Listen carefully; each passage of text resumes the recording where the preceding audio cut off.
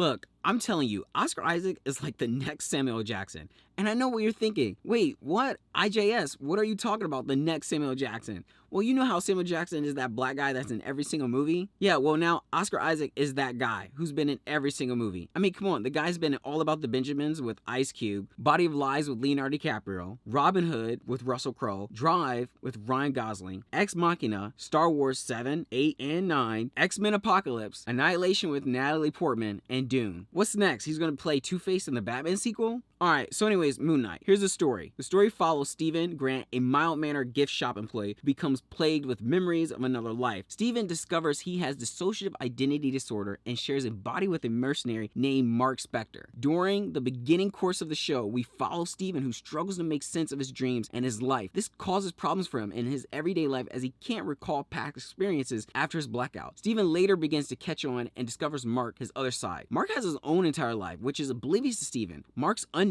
but yet revealing life begins to collide with Stephen's, resulting in him discovering a wife he didn't know he had, although it's really not his wife, but then she kinda is because she's Mark's, and yeah, you know what I mean. Anyways, Mark's previous escapades has gotten Stephen mixed up with a zealot named Arthur Harrow, who has a cult of followers and wants a scarab that Mark has stolen from him. From here on out, and without giving much of the story away, Arthur is persistent and set on obtaining the scarab from Stephen so that he could find the god Amit's tomb and summon thee upon the world. So Oscar Isaac does a great job showing us a man who's suffering from dissociative identity disorder. He balances between the two characters, Stephen and Mark, flawlessly, and gives us a good performance, which is one of the things that helps sells this show. I found his Stephen character to be more interesting and entertaining to watch opposed to Mark, who comes off a bit as Oscar Isaac himself sometimes. But Stephen is just this meek, passive guy with a gentle soul, which makes him very likable, especially with how the show uses him effectively here by flipping his world upside down for our own viewing entertainment. We also have Ethan Hawke, who does a great job as well. He holds up nicely on his own and along with Oscar. He gives his character something here with his use of a growly voice while having these slow, somewhat methodical but patient body movements. You notice these details about him, especially when you see him playing his other character, the doctor role. I gotta say, the show just comes off running out of the gates in the first episode. I was kind of surprised as I didn't expect it to be quite that enjoyable. Now, if all the other 5 episodes could have performed on the same level as the first episode, then this would have been some top-notch stuff here, and Disney could have been looking at their next Mandalorian hit. However, none of the other 5 episodes perform on the same level as the first. After the first episode, things kind of tone down and become mediocre here and there. The last episode felt rushed for me, and it would have been nice to explore more with some added episodes